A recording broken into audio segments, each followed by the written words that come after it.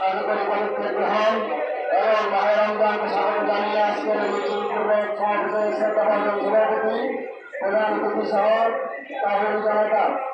আমরা দেখেছি জুলাই আগস্টের বিপ্লবের পরে বাংলাদেশের বিপ্লবের সরকার বিভিন্ন জায়গায় সংস্কার এনেছে, কিন্তু বাস্তবিক অর্থে আজকে 60 মাস হতে চলল তেমন কোন সংস্কার হয়নি বা করেননি, যার কারণে আজকে জনগণের চারমার নিরাপত্তাহীনতায় ভুগতেছে।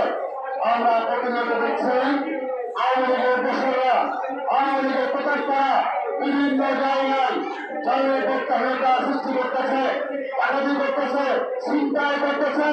আর এদেশে যারা নিরাপত্তা বাহিনীতে আছেন তারা কোনো পদক্ষেপ গ্রহণ করতে পারছেন না। আজকে চিন্তা হয়েছে আন্দোলনের মুখ্য দায়িত্বশীলের সকাল 10টায় চিন্তা করে নিয়ে গেছে অস্ত্র ভেঙে। এই আমরা দেখতে পাচ্ছি ইসলামী আন্দোলন বাংলাদেশ যারা বাংলাদেশে অবস্থায় ভূটানের ভূমিকা রেখেছে তাদের স্বপ্নে এগুলি ছিল না। আমরা চেয়েছিলাম জনগণের জনগণের সার্বিক নিরাপত্তা, কিন্তু আজকে তাদের সরকার এখনো দিতে পারেন নাই।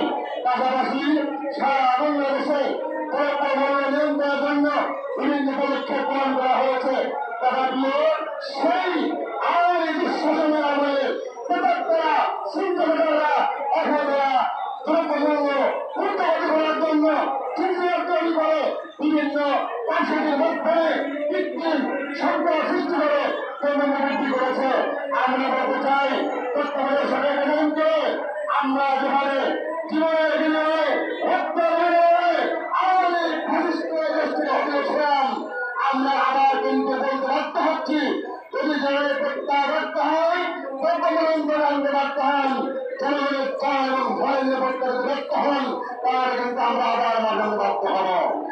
পাশাপাশি মহা রমজানে সকল বাংলাদেশের সকল মুসলমান সকল নারী পুরুষ নির্বিঘ্নে রমজান পালন করবে, তারাবি করবে, সেই ব্যবস্থা করতে হবে। রমজানের মধ্যে কোনো প্রকার অনিসলামিক কোন কার্যক্রম বাংলাদেশে দেওয়া হবে না ইনশাআল্লাহ। আমরা বলতে চাই বর্তমান সরকার আপনাদের পাশে বাংলাদেশের প্রতিটা নিবেদনায় অধ্যক্ষতা রয়েছে। আমরা আহ্বান জানাই পদক্ষেপ গ্রহণ করুন। আমাদের প্রয়োজন ইসলামী আন্দোলন করে আপনাদের সাথে সব জায়গায় পাওয়া করবে।